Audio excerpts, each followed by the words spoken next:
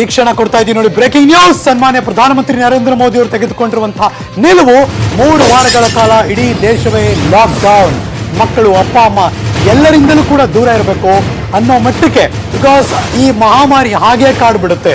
April 15ರ ತನಕ ಭಾರತದಲ್ಲಿ curfew ಜಾರಿಯಲ್ಲಿರುತ್ತೆ.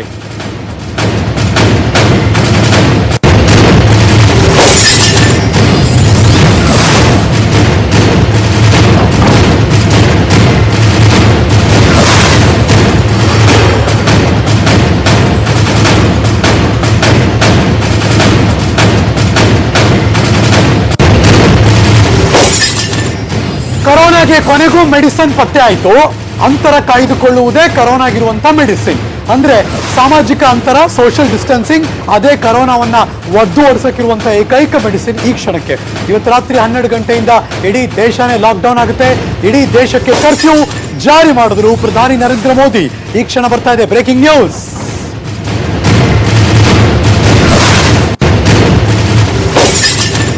देश आज एक महत्वपूर्ण निर्णय करने जा रहा है. आज रात 12 बजे से पूरे देश में, ध्यान से सुनिए, पूरे देश में आज रात 12 बजे से संपूर्ण देश में संपूर्ण लॉकडाउन होने जा रहा है. हिंदुस्तान को बचाने के लिए, हिंदुस्तान के हर नागरिक को बचाने के लिए, आपको बचाने के लिए, आपके परिवार को बचाने के लिए आज रात 12 बजे से घरों से बाहर निकलने पर पूरी तरह पाबंदी लगाई जा रही है. देश के हर राज्य को, हर केंद्र शासित प्रदेश को, हर जिले, हर गांव, हर कस्बे, हर गली मोहल्ले को अब लॉकडाउन किया जा रहा है. ये एक तरह से कर्फ्यू ही है. जनता कर्फ्यू से भी कुछ कदम आगे की बात. जनता कर्फ्यू से जरा ज्यादा सख्त कोरोना महामारी के खिलाफ निर्णायक लड़ाई के लिए ये कदम अब बहुत आवश्यक है. निश्चित तौर पर इन लॉकडाउन की एक आर्थिक कीमत देश को उठानी पड़ेगी, लेकिन एक एक भारतीय के जीवन को बचाना, आपके जीवन को बचाना, आपके परिवार को बचाना, इस समय मेरी, भारत सरकार की, देश की हर राज्य सरकार की, हर स्थानीय निकाय की सबसे बड़ी प्राथमिकता है. और इसलिए मेरी आपसे प्रार्थना है, और मैं हाथ जोड़ के प्रार्थना करता हूं कि आप इस समय देश में जहां भी हैं वहीं रहे. अभी के हालात को देखते हुए देश में ये लॉकडाउन 21 दिन का होगा, 3 सप्ताह का होगा. और जब मैंने पिछली बार आपसे बात की थी तब मैंने आपसे कहा था कि मैं आपसे कुछ सप्ताह मांगने के लिए आया हूं. आने वाले 21 दिन हर नागरिक के लिए, हर परिवार के लिए बहुत ही महत्वपूर्ण है.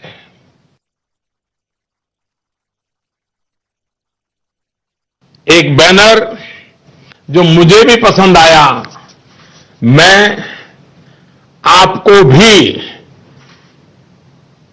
ये बहुत कम शब्दों में संदेश दिखाना चाहता हूं. कोरोना यानी कोई रोड पर ना निकलने. कोरोना यानी कोई रोड पर ना निकले. साथियों, एक्सपर्ट का यह भी कहना है कि आज अगर किसी व्यक्ति में कोरोना वायरस पहुंचता है तो उसके शरीर में इसके लक्षण दिखने में कई कई दिन लग जाते हैं। साथियों, दुनिया में कोरोना वायरस से संक्रमित व्यक्तियों की संख्या को पहले 1 लाख तक पहुंचने में 67 डेज 67 दिन लग गए थे, यानी 1 लाख तक पहुंचने में 67 दिन। उसके बाद सिर्फ 11 दिन में ही 1 लाख नए लोग संक्रमित हो गए, यानी 2 लाख हो गए। सोचिए, पहले 1 लाख लोग संक्रमित होने में 67 दिन लगे और फिर इसे 2 लाख लोगों तक पहुंचने में सिर्फ 11 दिन लगे। ये और भी भयावह है कि 2 लाख संक्रमित लोगों से 3 लाख लोगों तक ये बीमारी पहुंचने में सिर्फ 4 दिन लगे।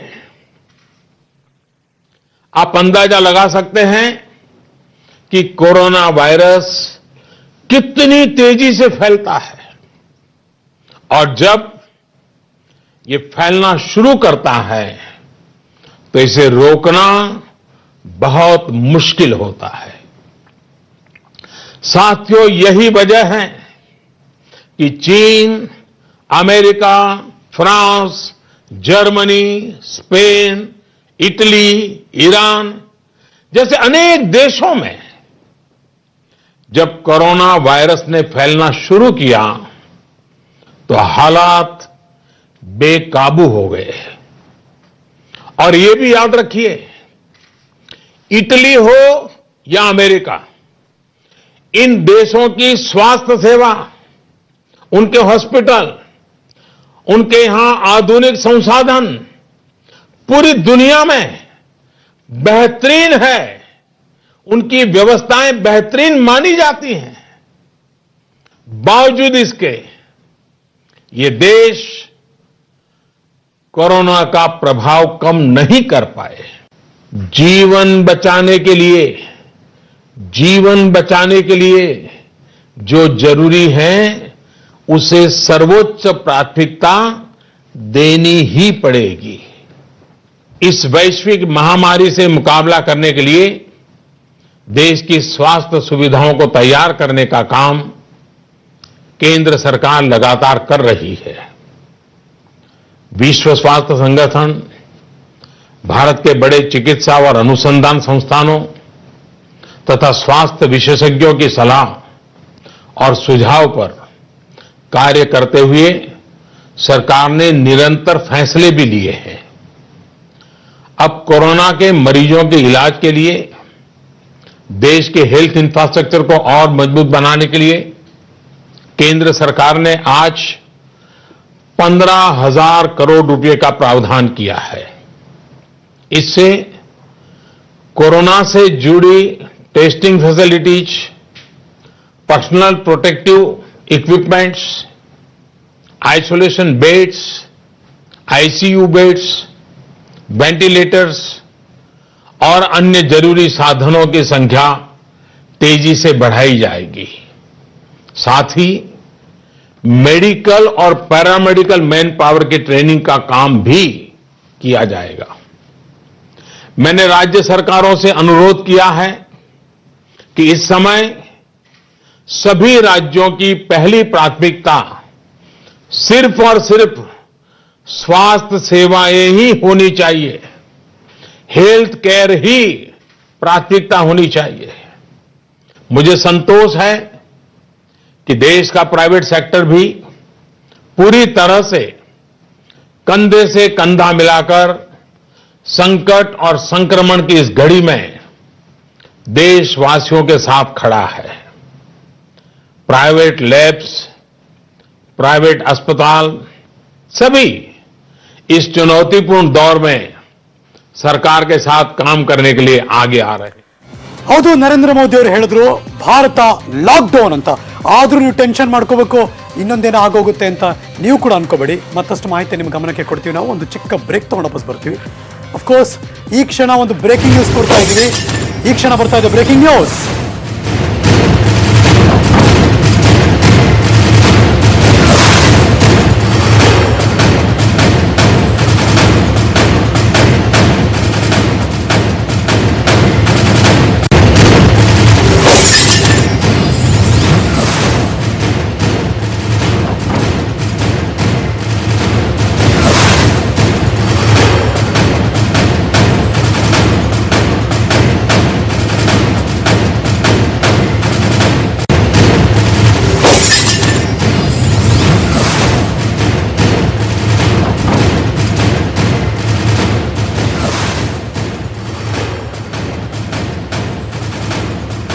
ಓಕೆ, ಯಾವುದೇ ಟೆನ್ಷನ್ ಮಾಡ್ಕೋಬೇಡಿ, ಆತಂಕ ಬೇಡ. ಎಂದಿನ ಹಾಗೆ ಅಗತ್ಯ ಸೇವೆಗಳು ಮಾತ್ರ ಸಿಗುತ್ತೆ. ವೈದ್ಯಕೀಯ ಸೇವೆ, ಆಂಬ್ಯುಲೆನ್ಸ್, ಪೆಟ್ರೋಲ್, ಗ್ಯಾಸ್ ಸಿಗುತ್ತೆ. ಜನತಾ ಕರ್ಫ್ಯೂ ದಿನ ಇದ್ದಂತಹ ನಿರ್ಬಂಧಗಳೇ ಇಲ್ಲೂ ಕೂಡ ಅನ್ವಯ ಆಗುತ್ತೆ. ಅಗತ್ಯ ವಸ್ತುಗಳ ಬಗ್ಗೆ ಚಿಂತೆ ಅಂತೂ ಬೇಡವೇ ಬೇಡ. ಹಾಲು, ದಿನಸಿ ಪದಾರ್ಥ, ತರಕಾರಿ ಸಿಕ್ಕೇ ಸಿಗುತ್ತೆ. ಬ್ಯಾಂಕು, ATM ಕೂಡ ಇದ್ದೇ ಇರುತ್ತೆ. ಸೊ ಹಾಗಾಗಿ ಆ ಟೆನ್ಷನ್ ಇಂದ ದೂರ ಇರಿ. ಆದ್ರೆ ಅದನ್ನ ಬಿಟ್ಟು ಸುಮ್ಮನೆ ಇನ್ ಯಾವುದೇ ಕಾರಣಕ್ಕೂ ಕೂಡ ಮನೆಯಿಂದ ಹೊರಗಡೆ ಬರುವಂತ ಪ್ರಯತ್ನ ಮಾಡಬೇಡಿ. ಮತ್ತೆ ರಿಪೀಟ್ ಮಾಡ್ತಾ ಇದ್ದೀನಿ, ಹಾಲು, ತರಕಾರಿ, ದಿನಸಿ ಪದಾರ್ಥ ಸಿಗುತ್ತೆ, ಏನು ಟೆನ್ಷನ್ ಬೇಡ. ಬ್ಯಾಂಕ್ ಇರುತ್ತೆ, ATM ಇರುತ್ತೆ, ಯಾವುದೇ ರೀತಿಯ ಏನು ಪ್ರಾಬ್ಲಮ್ಗಳಾಗಲ್ಲ. ಸೊ ಹಾಗಾಗಿ ಏನ್ ಜನತಾ ಕರ್ಫ್ಯೂ ದಿನ ನಿರ್ಬಂಧಗಳಿತ್ತೋ ಅದು ಕೂಡ ಇಲ್ಲೇ ಅನ್ವಯ ಆಗುತ್ತೆ. ವೈದ್ಯಕೀಯ ಸೇವೆ, ಪೆಟ್ರೋಲ್ ಬಂಕ್, ಗ್ಯಾಸ್ ಇವೆಲ್ಲವೂ ಕೂಡ ಸಿಗುತ್ತೆ. ಯಾವುದೇ ರೀತಿಯ ಅನುಮಾನ ಬೇಡ, ಆ ಟೆನ್ಷನ್ ನಿಮಗೆ ಇರಬಾರ್ದು. ಸೊ ಹಾಗಾಗಿ ಭಯ ಪಡಬೇಡಿ. ಆದ್ರೆ ಇದೆಲ್ಲ ಬಿಟ್ಟು ಅದನ್ನ ಹೋದ್ವಾ, ತಗೊಂಬಂದ್ವಾ, ಮನೆಯೊಳಗಿದ್ವಾ, ಮತ್ ಸುಮ್ಮನೆ ಅಲ್ಲೋಗಿ ನಿಂತ್ಕೊಂಡು ಒಂದು 4 ಜನ ಸಿಕ್ಕಿದ್ರೆ ಅವ್ರ ಜೊತೆ ಒಂದು ಅರ್ಧ ಗಂಟೆ ಮಾತಾಡ್ಕೊಂಡು ಬೇಜಾರಾಯ್ತಿತ್ತು ಅಂತ ಅಲ್ಲಿ ನಿಂತ್ಕೊಂಡು ಆ ಕೆಲಸ ಎಲ್ಲ ಮಾಡಬೇಡಿ. ಹೋದ್ರ, ತಗೊಂಡ್ರ, ಮನೆಗೆ ವಾಪಸ್ ಬಂದ್ರ ಮತ್ತು ಮನೇಲಿ ಸೇಫ್ ಆಗಿರಿ. ಇಷ್ಟು ಮಾತ್ರ ನಿಮ್ಮೆಲ್ಲರ ಗಮನಕ್ಕೆ. Breaking news.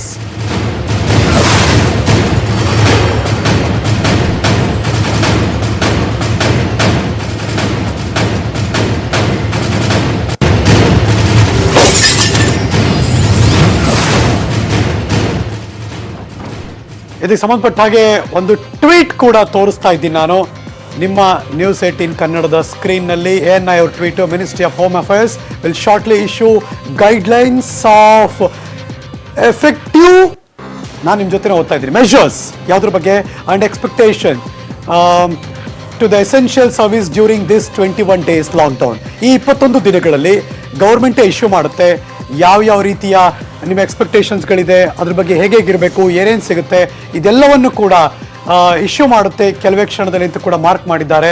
Essential services to continue remain functional, ಯಾವ್ಯಾವ್ದು ಇದ್ದೇ ಇರುತ್ತೆ.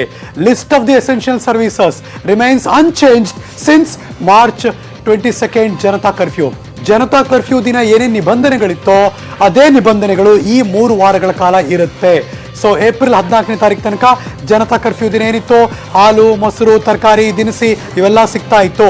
ಸೊ ಹಾಗಾಗಿ ಬ್ಯಾಂಕ್ ಇತ್ತು, ATM ಇತ್ತು, ಆಂಬ್ಯುಲೆನ್ಸ್ ಇತ್ತು, ವೈದ್ಯಕೀಯ ಸೇವೆಗಳಿತ್ತು, ಗ್ಯಾಸ್ ಬರ್ತಾ ಇತ್ತು. ಇದೆಲ್ಲ ಇದ್ಮೇಲೆ ಮನೇಲಿ ಇರ್ಬೋದಲ್ಲ, ಕಂಪನಿ ನಿಮಗೆ ಆರಾಮಾಗಿ ಸಂಬಳ ಕೊಡ್ತಾರೆ. ಸೊ ಹಾಗಾಗಿ ಏನೂ ಪ್ರಾಬ್ಲಮ್ ಇಲ್ಲ. ಮನೇಲಿರೋದನ್ನ ಅಭ್ಯಾಸ ಮಾಡ್ಕೊಳ್ಳಿ 3 ವಾರಗಳ ಕಾಲ.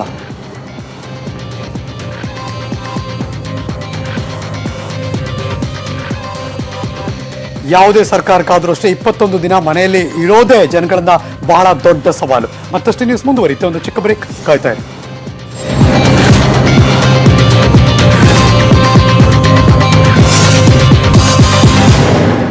Welcome back. ದೇಶದಾದ್ಯಂತ 21 ದಿವಸಗಳ ಕಾಲ ಲಾಕ್ಡೌನ್ ಅನೌನ್ಸ್ ಆಗಿದೆ. ಮಗದೊಂದು ಕಡೆ ನ್ಯೂಸ್ 18 ನೆಟ್ವರ್ಕ್ನ ಮೆಗಾ ಅಭಿಯಾನ ಕೂಡ ಶುರುವಾಗಿದೆ.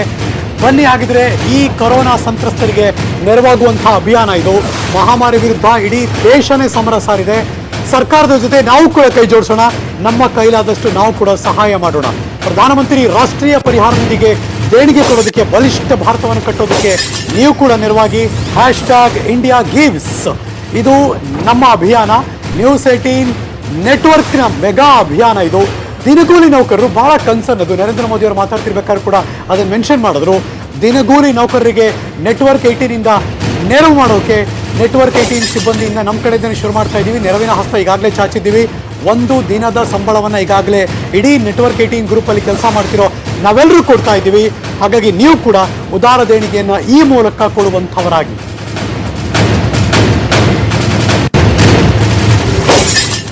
ನೀವು ನೋಡ್ತಿರುವಂತಹ ಬೆಳವಣಿಗೆ ನಮ್ಮ ನೆಟ್ವರ್ಕ್ 18 ಗ್ರೂಪ್ನ group chief editor India Rahul Joshi ಅವರೇ ಟ್ವೀಟ್ ಮಾಡಿದ್ದಾರೆ. Network 18 journalist and employees R voluntarily contributing 1 day salary to at PMO India relief fund to support the daily wages earners who have been hit the hardest by the COVID-19 crisis. ಈ crisis ಅವರಿಗೆ ದೊಡ್ಡ ಮಟ್ಟದಲ್ಲಿ eight ಕೊಟ್ಟಿದೆ. ಪ್ರತಿದಿನ ಅವರೇ ತಿಂತಾ ಇದ್ರು, ಊಟ ಮಾಡ್ತಿದ್ರು, ಸಂಪಾದನೆ ಮಾಡ್ತಿದ್ರು, ಅವ್ರ ಕುಟುಂಬ ನೋಡ್ಕೋತಾ ಇದ್ರು. ಇವಾಗ ಆ ಪರಿಸ್ಥಿತಿ ಇಲ್ಲ. ಇನ್ನೂ ಕೂಡ 3 ವಾರಗಳ ಕಾಲ ಆ ಪರಿಸ್ಥಿತಿಯಿಂದ ಅವ್ರು ಹೊರಗೆ ಬರೋಕ್ಕಾಗಲ್ಲ. ಸೊ ಹಾಗಾಗಿ ಆ ಎಲ್ಲ ದಿನಗೂಲಿ ನೌಕರರಿಗೆ ಸಹಾಯ ಮಾಡುವ ನಿಟ್ಟಿನಲ್ಲಿ ನಾವೆಲ್ಲರೂ ಕೂಡ ಸಾಥ್ ಕೊಡಬೇಕು. ನೀವೆಲ್ಲರೂ ಕೂಡ ಅದಕ್ಕೆ ಹೆಚ್ಚಿನ ರೀತಿಯಲ್ಲಿ ದೇಣಿಗೆಯನ್ನು ಕೊಡಿ. #India gives. ಈ ದಿನಗೂಲಿ ನೌಕರಿಗೆ ನೆರವಾಗಬೇಕು. ಈಗಾಗಲೇ ನಮ್ಮಿಂದ ಶುರುವಾಗಿದೆ. ನಾವೆಲ್ಲರೂ ಕೂಡ 1 ದಿನದ ವೇತನವನ್ನ ಅವ್ರಿಗೆ ಕೊಡ್ತಾ ಇದ್ದೀವಿ. ನ್ಯೂಸ್ 18 ನೆಟ್ವರ್ಕ್ ಮೆಗಾ ಅಭಿಯಾನ #India gives. ಬನ್ನಿ, ಕೊರೋನಾ ಸಂತ್ರಸ್ತರಿಗೆ ನೆರವಾಗೋಣ. ಮಹಾಮಾರಿ ವಿರುದ್ಧ ಸಮರ ಸಾರಿದೆ ಭಾರತ. ಬನ್ನಿ, ನಾವು ಕೈ ಜೋಡಿಸೋಣ. ನಮ್ಮ ಕೈಲಾದಷ್ಟು ಸಹಾಯ ಮಾಡೋಣ. ಪ್ರಧಾನಮಂತ್ರಿ ರಾಷ್ಟ್ರೀಯ ಪರಿಹಾರ ನಿಧಿಗೆ ಉದಾರವಾಗಿ ದೇಣಿಗೆ ನೀಡಿ. ಬಲಿಷ್ಠ ಭಾರತ ಕಟ್ಟಲು ನೆರವಾಗಿ. #India gives. News 18 network mega ಅಭಿಯಾನ. ಇಷ್ಟೇ ಕೊಡಬೇಕು ಅಂತೇನಿಲ್ಲ. ಹನಿ ಹನಿ ಗೂಡಿದ್ರೆ ಹಳ್ಳ, ನಮ್ಮ ಕಡೆ ಹೇಳುವಂಥ ಗಾದೆ ಮಾತು. ನಿಮಗೆ ಎಷ್ಟಾಗುತ್ತೆ ಅಷ್ಟು ಕೊಡುವಂಥ ಕೆಲಸವನ್ನು ಮಾಡೋಕೆ ಶುರು ಮಾಡಿ. 21 ದಿನ ಕರ್ನಾಟಕ ಲಾಕ್ಡೌನ್ ಮಾಡದೆ ಯಾವುದೇ ರೀತಿಯ ದೊಡ್ಡ ಸವಾಲನ್ನ ಈಗ ನಮ್ಮ ಮುಂದೆ ನಿಲ್ತಾ ಇದೆ. 21 ದಿನ ಜನರನ್ನ ಕಟ್ಟು ಹಾಕೋದೇ ಈಗ ದೊಡ್ಡ ಮಟ್ಟದ ಸವಾಲು. Very true. ಜನರಿಗೆ ಅಗತ್ಯ ವಸ್ತುಗಳನ್ನ ಪೂರೈಸೋದು ಕೂಡ ಇನ್ನೊಂದು ಕಡೆ ದೊಡ್ಡ ಕಷ್ಟ. ಅದು ಸರ್ಕಾರ ಕೈಗೊಂಡಿರುವಂತಹ ಮುಂಜಾಗ್ರತಾ ಕ್ರಮಗಳಾದ್ರೂ ಏನು, ಹೆಜ್ಜೆ ಹೆಜ್ಜೆಗೂ ಎದುರಾಗುತ್ತೆ ಸವಾಲುಗಳು, ಸಾಲು ಸವಾಲುಗಳು. ಮುಖ್ಯಮಂತ್ರಿ ಯಡಿಯೂರಪ್ಪನವರ ಹೊಂದಿದೆ ಈಗ ದೊಡ್ಡ ಮಟ್ಟದ ಸವಾಲುಗಳು. ಅದನ್ನ ಎದುರಿಸಿ ಮೆಟ್ಟು ನಿಲ್ಲಬೇಕು ಈಗ. ಅಂದ್ರೆ ಅರ್ಥ ಒಂದು ರೀತಿ ಅಗ್ನಿ ಪರೀಕ್ಷೆ. Breaking news.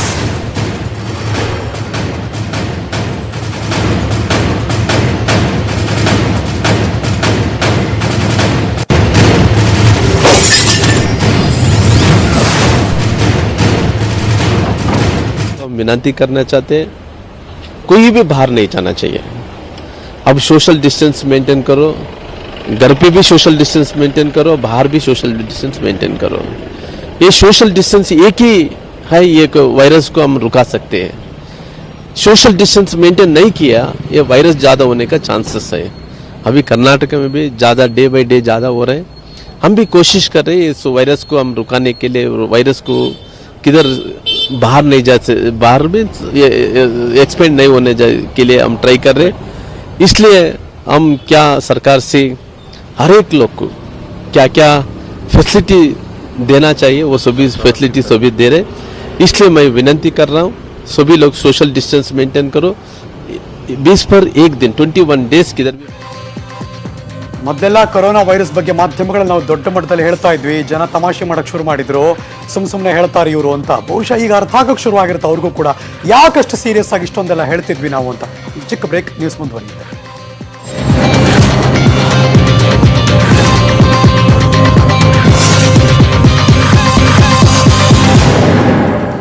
Welcome back. Break ಮುಂಚೆ ನೆನಪಿಸ್ಕೊಳ್ತಾ ಇದ್ದೆ, ಒಂದಷ್ಟು ವಾರಗಳ ಕಾಲ ಹಿಂದೆ ಮಾಧ್ಯಮದಲ್ಲಿ ವಿಚಾರ ಪ್ರಸ್ತಾಪ ಆಗ್ತಿದ್ದಾಗೆ ಜನ ತಮಾಷೆ ಮಾಡ್ತಿದ್ರು, ಏನಪ್ಪ ಸುಮ್ಮನೆ ಹೆದರಿಸ್ಬಿಡ್ತಾರೆ ಅಂತ. ಈಗ ಇಡೀ ದೇಶನೇ ಕೊರೋನಾ ಬಗ್ಗೆ ಎಚ್ಚೆತ್ತುಕೊಂಡಿದೆ. ಒಂದು ರೀತಿ ದೇಶನೇ ಶಟ್ ಡೌನ್ ಮಾಡಿರೋ ತನಕ, ಅಂದ್ರೆ ಲಾಕ್ಡೌನ್ ಮಾಡ್ತಿದ್ದಾರೆ. ಮಾರ್ಚ್ 31ರ ತನಕ ಜನರು ಮನೆ ಬಿಟ್ಟು ಹೊರಗೆ ಬಾರಬಾರ್ದು ಅಂತಿದ್ರು. ಈಗ ಏಪ್ರಿಲ್ 14 ತನಕ ಹೊಟ್ಟೋಗಿದೆ ಅದು. ಗಮನಿಸಬೇಕಾದ ವಿಚಾರ ಅಂದ್ರೆ ಕರ್ನಾಟಕದಲ್ಲಿ 40 ದಾಟ್ತು ಈ ಸೋಂಕು ಪತ್ತೆ ಆಗಿರುವಂಥ ನಂಬರ್ಸ್ಗಳು. ಒಂದು ರೀತಿ ಸ್ಟೇಜ್ 3 ತಲುಪ್ತಾ ಇದ್ದೀವಿ. ಸ್ಪೆಷಲ್ ರಿಪೋರ್ಟ್ ನೋಡಿ.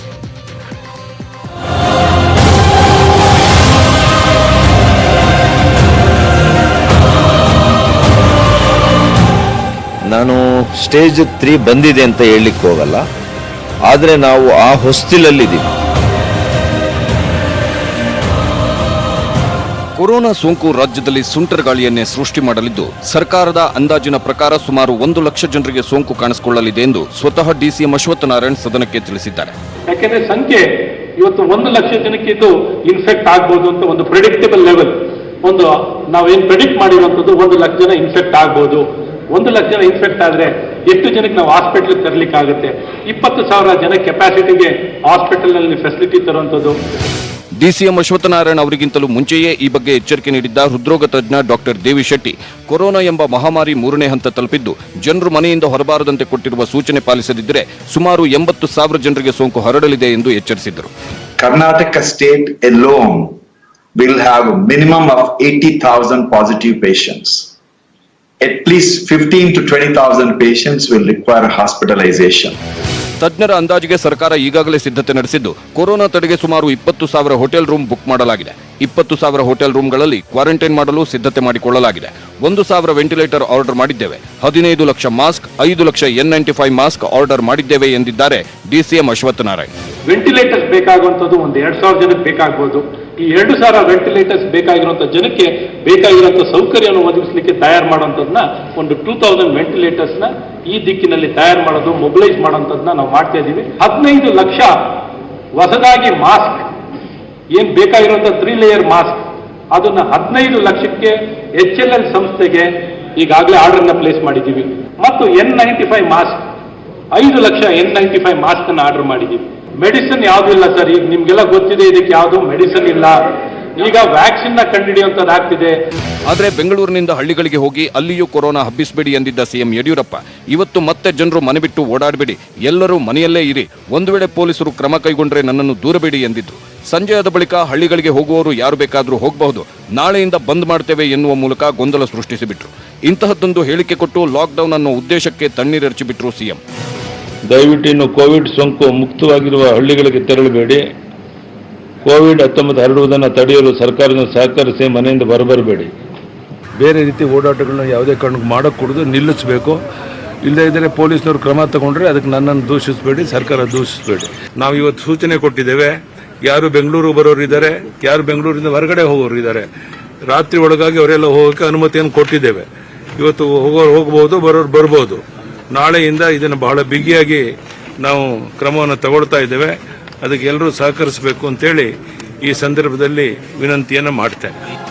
ಜನರೇ, ಸಿಎಂ ಏನಾದರೂ ಹೇಳಿರಲಿ, ದಯವಿಟ್ಟು ಮಾತು ಕೇಳಿ. ಪ್ರಯಾಣ ಅಲ್ಲ, ಜೀವ ಮುಖ್ಯ. ಇದ್ದಲ್ಲೇ ಇರಿ, ಜೀವ ಉಳಿಸ್ಕೊಳ್ಳಿ.